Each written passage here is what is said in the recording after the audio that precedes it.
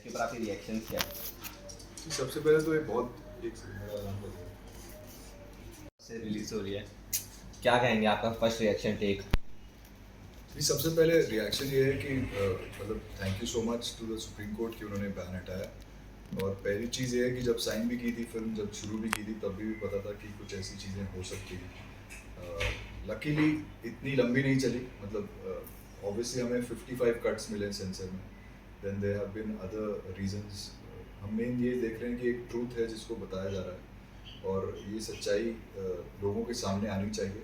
And that's the biggest I think win for the makers कि उस angle से अभी फाइनली फिल्म सामने आएगी ऑडियंस के लिए, और बाकी ऑडियंस जज करेगी उनको कैसी लगी। या इसमें क्योंकि इसमें फ्रैंकली बताऊँ तो किसी भी टाइप का प्रोपोगंडा नहीं किया गया है, इसमें जो सच है वो बताया गया है। आप कैसे इस फिल्म से जुड़े एंड आपके रोल के बारे में थोड़ा बताइए इस फिल्म में। सो ये फिल्म ऑलरेडी बन रही थी, ऑलरेडी कन्हैया लाल विजय राज भाई प्ले कर रहे हैं। एंड उसके टाइम के ही साथ में they were looking at someone to play the IB chief, क्योंकि पिक्चर एक 3 लेयर्स में बनाई गई है। आईबी चीफ, लॉयर और साथ में Kanhaiya Lal. Now IB chief वो मेरे पास आया क्योंकि आई गेस उनको लगा होगा कि पर्सनालिटी और वो हमें प्लेस करनी है जो रॉ हो, जो क्या कहते हैं, एक दिल्ली का आईबी चीफ उन्होंने दिखाया कि दिल्ली में बेस्ड है। प्लस साथ में मैंने भी अपनी साइड से उसको वैसे ही प्ले किया है कि कहाँ पे वो कितना उसको मतलब कोल्ड नहीं कहूँगा, लेकिन वो अपने जोन में ही इज़ वेरी फोकस्ड है, वो रॉ है, वो एक कट टू कट बात करता है, और सब कुछ एक बैलेंस चला के रखता है क्योंकि उसको पूरे देश का देखना है।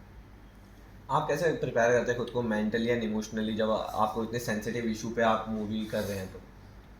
सी, सबसे पहले मेंटली आपको ये अपने आप को बताना ही पड़ेगा कि ऐसा अगर ट्रूथ बेस्ड फिल्म है, और स्पेशली जो एक ऐसी सब्जेक्ट पे है जो जहाँ पे किसी का मर्डर दिन दहाड़े हुआ है, जिसका सीसीटीवी फुटेज है पब्लिक के पास, कोर्ट में भी जमा किया गया हुआ है, तो उस पर विवाद होना ही होना है। But yes, I was ready for it. Ready मतलब नॉट टू दैट लेवल, लेकिन इतना कि आपको पता है कि इसके बारे में लोग कहेंगे और कहा जा सकता है। देन मतलब सबसे पहले मैंने इसको लेने से पहले ये किया कि मैंने अपना सर्वे किया, अपनी रिसर्च की कि किस हद तक ये जो स्टोरी आई है ये सच है कि नहीं। ओनली देन मैंने अपना यस बोला। एंड बाकी ऐसी फिजिकली, मेंटली, इमोशनली आपको जब आप रोल करते हैं तो आपकी उसकी तैयारियां होती हैं, एंड इसकी भी अपनी एक तैयारी थी। इस आईबी चीफ ईश्वर सिंह की अपनी एक जर्नी है, तो वो एक डिफरेंट जोन से गुजरता है आदमी, और वो क्या क्या है वो तो आपको फिल्म में पता चलेगा। कितना चैलेंजिंग होता है मूवी बनाना ऐसे टॉपिक, इतने सेंसिटिव टॉपिक पे, और साथ में ना फिल्म का जो क्या कहते हैं स्टोरी टेलिंग एंड सिनेमेटोग्राफी भी प्रॉपर रखना जी। कितना चैलेंजिंग है? सो सी, चैलेंजिंग इसका केस जो होता है वो ट्रीटमेंट में आता है, राइटिंग में आता है। आई थिंक बहुत इंपॉर्टेंट होता है कि इसका लिखा बहुत अच्छा गया हो, ताकि वो ट्रूथ को रखते हुए एक सिनेमैटिकली थोड़ा स्क्रिप्ट बने। प्लस साथ में कहीं भी ऐसा नहीं होना चाहिए कि आप सच से हट रहे हैं, एंड साथ में उसको शूट भी और उसको ट्रीटमेंट भी वैसा ही देना चाहिए, वैसा ही देना चाहिए कि वो रॉ भी रहे, लेकिन उसके अंदर एक जो दर्शक है जो अपना 2 घंटे निकाल के पिक्चर देखने जाए, उसको उसके मतलब वो उस सबको उसका रस भी मतलब पी पाए। आप क्या होप कर रहे हैं कि ऑडियंस क्या टेक अवे लेगी इस मूवी से, क्या मैसेज लेगी? जी, मैं ये सोच रहा हूँ और ये होप कर रहा हूँ, एंड हमारी पूरी टीम ये होप कर रही है कि ऑडियंस इससे पहली चीज़ की सच देखे, उनको सच देखने को मिले, और सच जो उनके सामने आएगा। प्लस साथ में दूसरी चीज़ ये है कि we are hoping that it hits the right chord. इसमें कोई हम लोग रिलीजन पॉइंट ऑफ व्यू से इसका विवाद क्रिएट करने की कोशिश नहीं कर रहे हैं। इसमें कुछ ऐसा है जो कुछ लोगों ने किया है, जो सामने आना चाहिए। एंड आई थिंक सबसे बड़ी चीज़ वहाँ आ जा रही है जो हमने फिल्म में बताया। ये फिल्म की शूटिंग भी उदयपुर में ही हुई है, तो आपको कितना रेलेवेंट, क्योंकि एक ऐसा हादसा हो चुका है एंड फिर आप फिर से उसे रिक्रिएट कर रहे जी। हैं, तो जो एनर्जी होती है सेट पे वो कैसी थी? सी, जो ये फिल्म है वो मैं आपको करेक्ट करता हूँ, उदयपुर में शूट नहीं हुई है। सो हमने सोनीपत में शूट किया है, दिल्ली किया है, बॉम्बे किया है। फिर एक पार्ट जो है वो वाराणसी में शूट हुआ है। सो ये सारी जगह हैं जहाँ फिल्म शूट हुई है। एंड कहीं पे भी इसको उदयपुर में सिर्फ और सिर्फ एक या दो शॉट शूट हुई हैं जो उनकी बोलूँगा जो उनकी पूरी जो एक जब डेथ होती है, जो पूरी एक हज़ारों लोगों की संख्या में जो एक जनाजा निकलता है, तो उस पे अगर मैं आपसे अगला सवाल पूछूं कि कितना ऑडियंस के तरफ अप्रोच जो है ऐसी ट्रेजेडिक इंसिडेंट्स, ये जो ऑडियंस का अप्रोच कैसे, आप क्या एक्सपेक्ट करें कि लोग कैसे इसे देखेंगे ऐसी मूवी को? सी मैं मतलब मैं कुछ भी एक्सपेक्ट करूं, लेकिन मैं ये चाहता हूं कि ऑडियंस एक अगेन बात वहीं आती है कि वो उसको ऐसे देखें कि ये सच है और सच बताया गया है, काफ़ी रिसर्च करके बताया गया है। अगर और उसको जज भी वो देखने के बाद ही करें। मतलब मैं ये नहीं चाहूँगा कि वो पहले से कोई परसेप्शन लेके पिक्चर नहीं, और भरत जो डायरेक्टर हैं उन्होंने जितना भी किया है वो उन्होंने अपने सच को जानते हुए लिखा है। The audience should see it, and अगर उनको उसके बाद अगर कुछ लगता है तब वो बोलें, बट डेफिनेटली उसको देखना चाहिए ताकि आपको पता चले कि सच में हुआ क्या था। आपको लगता है ऐसी कहानियों को और बड़े पर्दों पे आना चाहिए, एंड अगर ऐसे इंसिडेंट्स होते हैं तो क्या सिनेमा अवेयरनेस क्रिएट कर पाता है ऐसी मूवीज़ पे अगर बन रही है तो? सी डेफिनेटली सिनेमा बना ही इसीलिए ताकि आप एक मतलब एक पॉइंट होता है कि सिर्फ एंटरटेनमेंट एंटरटेनमेंट एंटरटेनमेंट, और एक होता है कि आप सोसाइटी को जागरूक कर पाओ, और एक होता है कि आप सच्ची कहानियाँ सामने ला पाओ। तो आई थिंक ये उस पार्ट है जहाँ पे आप सच्ची कहानियाँ सामने ला पाओ, एंड ये बहुत इंपॉर्टेंट पार्ट है, क्योंकि अगर बुक्स से सिनेमा से ये चीज़ें सामने नहीं आएंगी तो फिर कहाँ से आएंगी? एक टैग लग रहा है बार बार की ऐसी मूवीज रिसेंट टाइम में बहुत सारी, जैसे कश्मीर फाइल्स, उस पर भी एक प्रोपोगेंडा मूवी होने का, फिर केरला फाइल्स केस जो थे उनके ऊपर भी एक ये आरोप लगा था, और फिर अब आपकी पिक्चर जो आ रही है उधमपुर फाइल्स, जी इसके ऊपर भी वो टैग लग रहा है कि ये ना कहीं प्रोपोगेंडा मूवी है, एंड है ना समाज में बंटवारा करने के लिए कहीं ये ऐसी पिक्चरें बनाई जा रही है। जी। तो जब ऐसे स्टेटमेंट्स आते हैं तो आप क्या रिएक्शन क्या है उसकी तरफ? सी सबसे पहला रिएक्शन जो मेरा भी, इनफैक्ट मेरी डिस्कशन भी हुई थी डायरेक्टर के साथ भी, और जो राइटर हैं उनके साथ भी, तो उनका भी यही रिएक्शन था कि यार सबसे पहले हमारा मेन मुद्दा ये है कि हम चाहते हैं कि सच सामने आए लोगों के, और लोग कुछ भी परसीव ना करें, पहले से एक परसेप्शन क्रिएट ना करें कि इसको इसी रीज़न से बनाया जा रहा है। तो इट इज़ क्योंकि वो इतना सेंसिटिव है दो रिलीजन्स को लेके, तो ऑब्वियसली वो इट्स बाउंड टू हैपन कि ऐसी सोच आए। लेकिन मेन मुद्दा वो नहीं है, मतलब मुद्दा आपका है कि सच बताया जाए और जो कोर्ट में केस चल रहा है वो सॉल्व हो, क्योंकि आज भी उनका बेटा आज भी वो केस लड़ रहा है, आज भी उसका सोल्यूशन आया नहीं है, और वो चाहते हैं कि उसका रिजल्ट आए, तभी ये पिक्चर मतलब एक पार्ट प्ले करेगी, इंपॉर्टेंट पार्ट। आप जुडिशरी के बारे में क्या सोचते हैं जब इतना ओपन एंड शट केसेस होते हैं, कैमरा में रिकॉर्डेड है, everyone knows who is the killer, या उसके बाद भी जब इतना लंबा ड्यूरेशन लग जाता है जी कि फिल्म बन के तैयार हो गई पर अब तक न्याय नहीं मिला, जी। तो उस पर आपका क्या टेक है? See so this is the biggest reason, मतलब हमें obviously we fully trust our judicial system, मतलब मैं एक प्राउड इंडियन होने के नाते अपना जुडिशियल सिस्टम, अपने डिफेंस सिस्टम को बहुत उसके लिए बहुत प्राउड हूँ। लेकिन कई बार जब ऐसे केस होते हैं और जब वो सॉल्व नहीं होते, देन यू फील रॉन्ग, मतलब यू फील कि यार ये तो लिटरली दिन दिहाड़े आंखों के सामने सबके हुआ है, प्लस सीसीटीवी फुटेजेस हैं, so where is it going wrong, मतलब तो कहाँ पे उसका टाइम क्यों लग रहा है? सो ये एक क्वेश्चन मार्क है, और इसी के ज़रिए वो सच भी बताना चाहते हैं, तो आई होप कि इसके बाद जल्दी से ये इसका सोल्यूशन निकल आए। आपके लिए कोई ऐसा पर्टिकुलर सीन या कोई पॉइंट मूवी करते हुए ऐसे फील हुआ जो आपको बहुत ही इमोशनल, या ऐसे लगा मुश्किल है करना? सी मुश्किल एक दो जगह पे मुझे वो लगा, या मतलब मुश्किल या कंट्रोवर्शियल, या ऐसा बोलूँगा मैं कि कुछ एक आध सीन से जहाँ पे मतलब मेरी एक्चुअली डिबेट भी हुई राइटर से और डायरेक्टर से कि सर यहाँ पे क्या ये बोलना ज़रूरी है, मैं नहीं चाहता था कहीं पे एज एन एक्टर, लेकिन definitely as a human being, as an Indian citizen, आपको मतलब ये भी हक है कि आप कुछ गलत नहीं दिखाओ अपने ऑडियंस को। सो वो भी मैं अपनी साइड से जितना मेंटेन कर सकता था वो मैंने किया, and rest I think sensor में भी करीब 55 कट्स हुए हैं। सो कुछ पार्ट्स ऐसे हैं जहाँ पे मतलब जहाँ पे भी उनको लगा होगा कि प्रोपेगेंडा हो रहा है, या फिर जहाँ उनको लगा होगा कि ये चीज़ आप नहीं बोल सकते आज के समय में, तो उन्होंने वो ऑलरेडी सेंसर से कट हो चुकी है। सो आई थिंक उसके बाद काफ़ी सॉफ्टनेस आ गई होगी फिल्म में, जो रॉनेस कहीं ना कहीं तो हटी होगी। उसके बाद की कट वाली फिल्म तो मैंने भी नहीं देखी। आपको उम्मीद है कि कश्मीर फाइल्स जितने प्यार उसे मिला था उस मूवी को, जितने बॉक्स ऑफिस पे उसने रिकॉर्ड बनाए थे, इतना प्यार उधमपुर फाइल्स को मिल पाएगा? सी उदयपुर फाइल्स अभी फ्रैंकली बताऊं तो हम लोग ये नहीं सोच रहे हैं कि उसका रिजल्ट क्या होगा, बस एट द मोमेंट अभी इस पॉइंट पे ये है कि ये फिल्म रिलीज़ हो और अच्छे से हो और लोग इसे देखें। अब वो धीरे धीरे देखेंगे और उनको लगेगा कि सच है, तब वो और फैलाएंगे, तब वो और चलेगी. So that is a chain reaction which we are hoping for. बाकी पहली चीज़ तो ये है कि वो सबसे अच्छी चीज़ ये है कि एटलीस्ट ये बैन हट गया, सो दैट द मतलब स्टे हट गया है और आप फिल्म को रिलीज़ कर पा रहे हो. अगर हम उदयपुर फाइल से हट के बात करें, आपका एक और प्रोजेक्ट है, शॉर्ट फिल्म जो थी फरजाइल, उसको जी. काफ़ी लोगों ने प्यार दिया है, जी. लेकिन कहीं ना कहीं अभी भी काफ़ी लोग नहीं देख पाए, तो उसके बारे में आप कोई मैसेज देना चाहेंगे लोगों को? जी.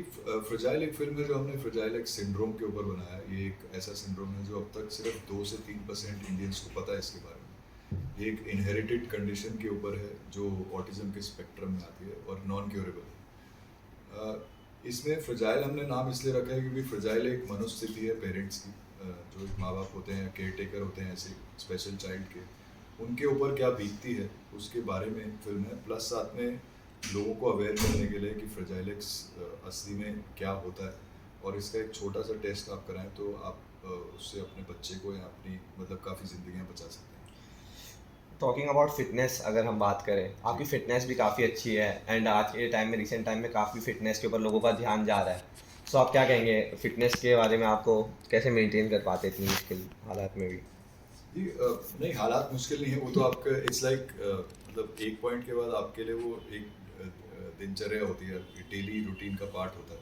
सो जिस तरह से आप मंदिर में अपनी पूजा करते हैं, जिस तरह से आप एक बच्चा स्कूल जाता है, वैसे ही एक पर्सन नॉर्मल, मैं ये नहीं बोलूँगा एक एक्टर को ही करना चाहिए, मैं तो बोलूँगा एक हर नॉर्मल इंसान को करीब 45 मिनट से 1 घंटा निकालना चाहिए अपनी हेल्थ के ऊपर. एंड वो फिटनेस मैं काउंट करता हूँ क्योंकि वो fitness is not only about कि सिक्स पैक है और ये बॉडी ऐसा है, ये है, वो है.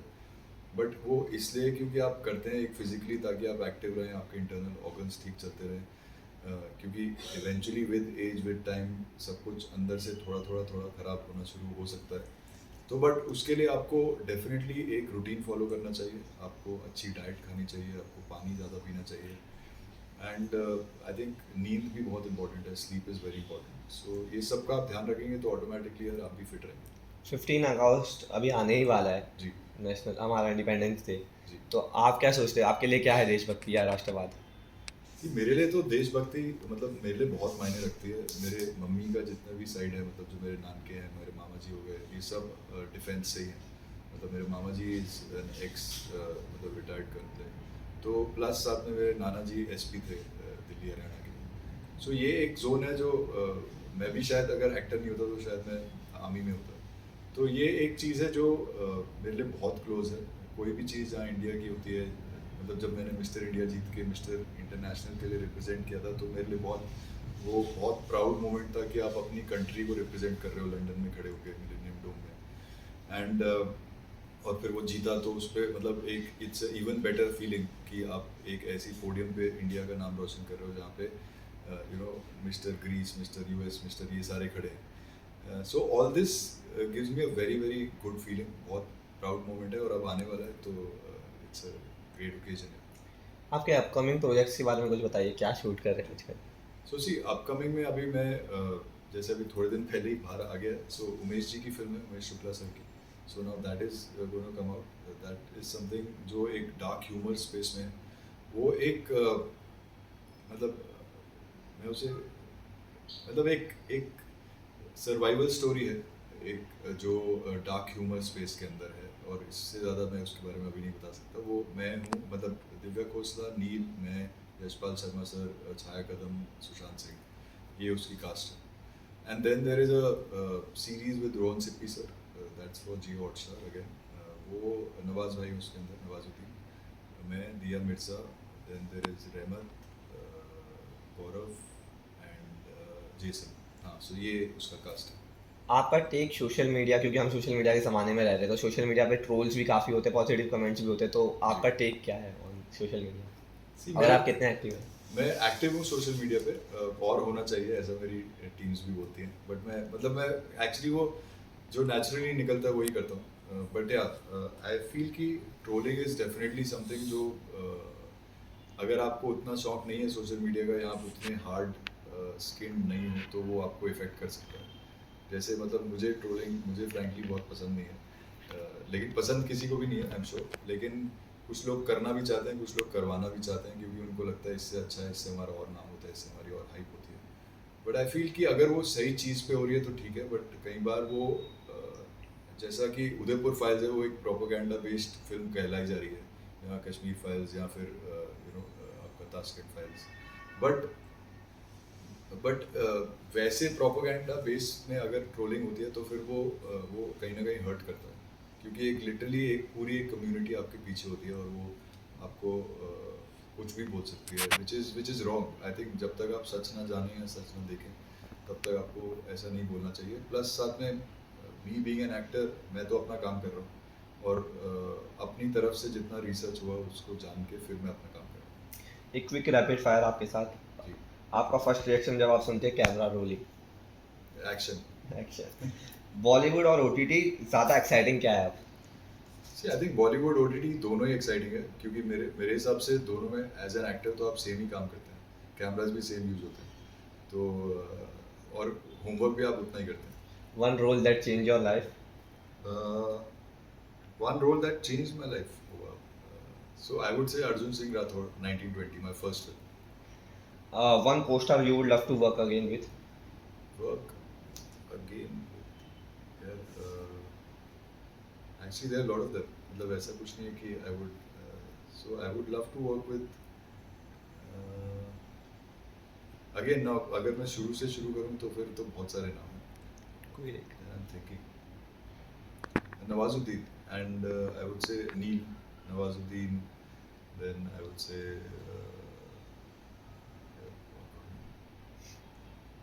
करिश्मा Kapoor. Mountain or beaches your perfect vacation? Mountain or beaches. या mountains. A fitness habit you never skip? So I do my morning yoga, I don't skip it. आपका ड्रीम डायरेक्टर कौन है to work with? Dream director, so I would love to work with Vishal Bharadwaj sir, Imtiaz Ali sir, then Anand L Rai, and Umesh sir के साथ मैंने अभी किया है, so I love that, so उनके साथ मैं और करना चाहूँगा। योर फेवरेट डायलॉग जो आपका ही हो, कोई जो आपको मेरा ही बहुत dialogue? पसंद आया जी? ऐसा मतलब अभी मैं एक बार फिल्म में बोल दिया, उसके बाद कहाँ बोलेंगे। फिर उसके बाद आप कोई ऐसे ही फेवरेट डायलॉग जो आपको सुनने में बहुत मज़ा आता हो?